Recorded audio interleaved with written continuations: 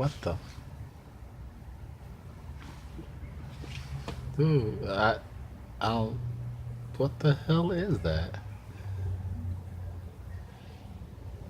I know what the. I know what that is.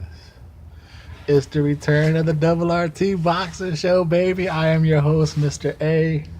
Being silly, but talking boxing. That's what we do here, folks. Thank you for tuning in the show. Thank you for coming back. I wonder if you did not see the tagline for this segment, would you know who the IBF featherweight champion is?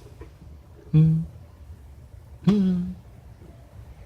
I wonder, besides the UK fans of Lee Shelby, who's watching this? Be honest. Be honest with us. Leave in a comment below. Did you know Lee Shelby was the IBF featherweight champion? You know, you got Leo Santa Cruz, WBA, Oscar Valdez, the WBO. I think those two are known. Then you got the Mr. Oh, that is funny. He calls himself, I think, Mr. Gary Russell Jr., who knows where he's at, but he's the WBC. You hear those names mentioned, but I don't know. Like I said, is it a state thing, state and across the pond? I don't know if. Let Mr. A know. Let me know. You know, give a thumbs up. You know, let's help each other out.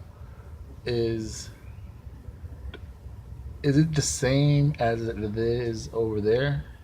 Is like who's Oscar Valdez?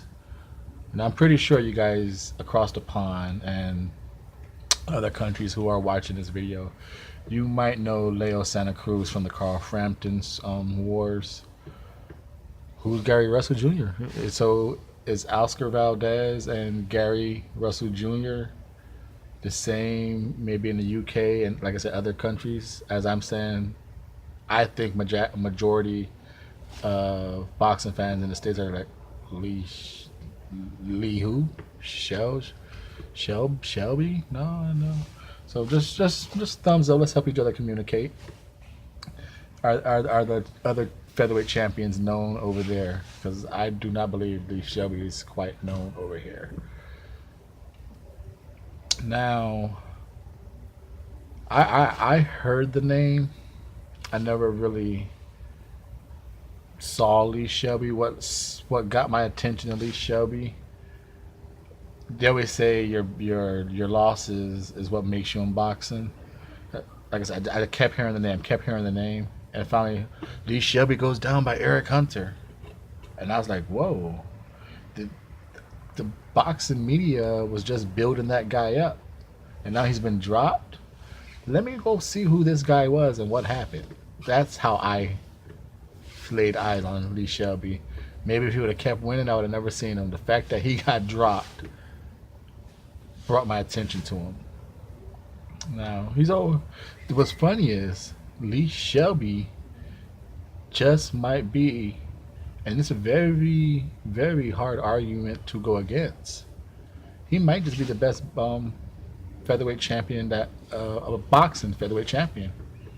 You know, Oscar Valdez, straight power slugger. Leo Santa Cruz, volume puncher, decent boxing, but volume puncher.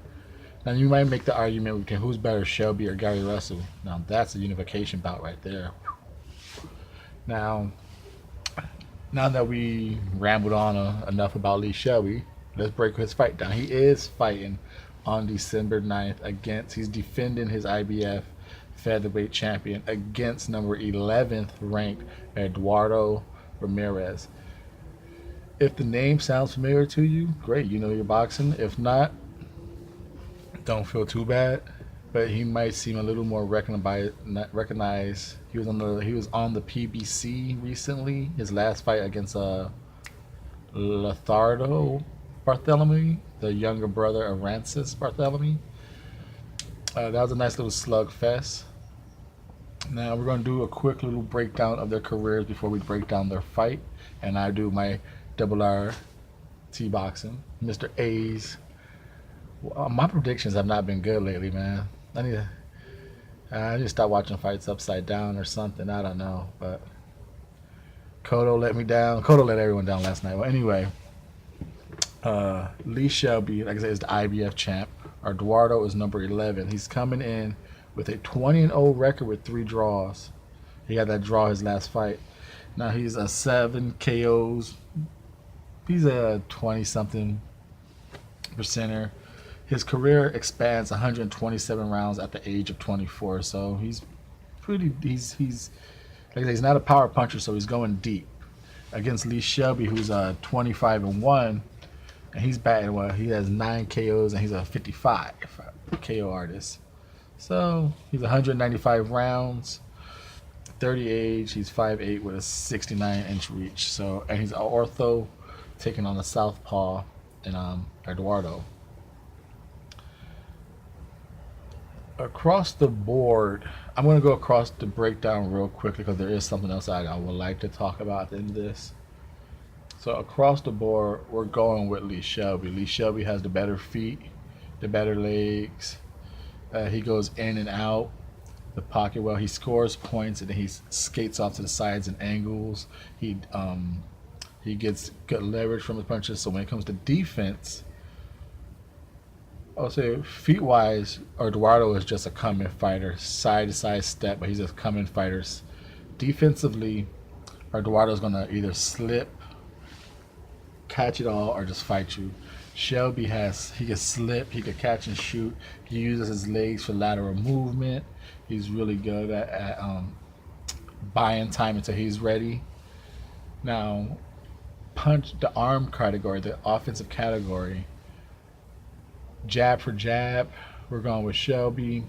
Power, Selby, I believe, just because his length and his legs, his proper position. Combination and speed variation, Selby could throw he doubled up some hooks, uppercuts. He mixes up a nice, I say he at least has about 4 combinations he can throw. Well, I believe Eduardo is just your basic 1-2 hook to the body, and he might double up on a right or a left occasionally. He's not going to give you no more than 2 combination looks and no more than a 3 punch, while Selby, I believe, could take it up to a 5. He stands the risk of getting hit on those 5 because he's a linky guy. He's tall. He stays in the pocket too long doing that, but he could do it. So my prediction for this fight, Eduardo is going to come straight trying to bring the pressure. Now, I do believe Selby can knock this guy out, even though he's not a knockout artist. But it's gonna be like in deep, like 9 or 10. It's gonna be Shelby's gonna have to break this guy down, and then let the knockout build up. But I'm gonna go with a unanimous decision for Selby. I think he's gonna point him. I don't think Shelby's gonna take any unnecessary risks. This guy's just gonna be rushing in, and I don't see him eating enough punches where he just gets like discombobulated and dumb. I believe he will know how to survive and be a tough opposition. Now, like I said, the reason why I kind of went that faster than I normally do, I just don't get why he's fighting number 11. You know, this gotta be this can't be a mandatory, so this is a voluntary, and this is who he chose, coming off a draw. Was it Frank's doing? Was it his doing? Was it the same money? You know the way boxing is now. Because I did some of I was looked up the IBF all the way to the top 11 to find out who else could he have fought. You know, could he fought number 7, number 8? Obviously, on the voluntary, you ain't gonna fight number 1 through 4 unless you just, hey, I want to be the best. Because number 1 was Josh Warrington. He fought October 21st. Number 2, Scott Quigg, November 4th. Carl Frampton, November 18th.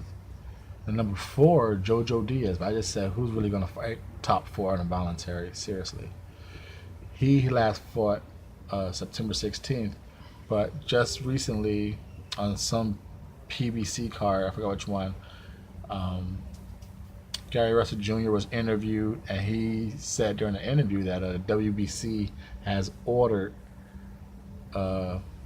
Russell to fight his mandatory, who is Jojo Diaz. So he's done. Number 5, Kid Galahad. He last fought in 7/15.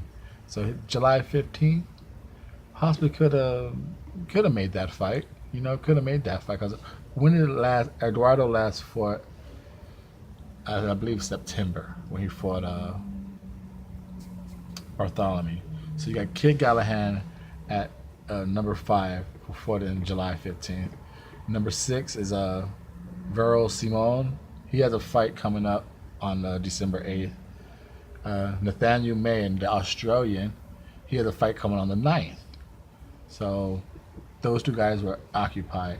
Number 8, Jonathan Barros, Lee Shelby last beat him. So number 9, Dennis Kailan. You guys familiar with this crowd of fighters I'm naming? He just fought Josh Warrington. So brings you to number 10. This is Saka, Kosika Saka. He fought on December 1st. So down 11 is Eduardo Ramirez. So I'm thinking, out of those fights, he could have fought Vero, Nathaniel, or Kid Galahad, 5, 6, or 7. I'm pretty sure Nathaniel May and Simon probably would have paid their step aside money for them so they could get a shot at the IBF. Just makes me wonder why Shelby and Frank Warren went so low, unless they know they about to fight either Frampton next. Who do you think could get a title shot first, Frampton or Quigg? Or is it going to be Josh Warrington? He is number 1. Unless they know that they already been ordered and they're just keeping it under wraps. Why would you fight all the way? I get it. It is your voluntary. You can do what you want to do. But I don't know. I guess the press ain't pressing him too hard on fighting number 11. He's number, he's number 27th in the world. So Lee Shelby's number 5 in the world as a featherweight. So you got number 5 taking on number 27. I guess it flies, right? Well, leave it down in the comment below. I asked a lot of questions in here. Why so low? Are you okay with fighting at number 11?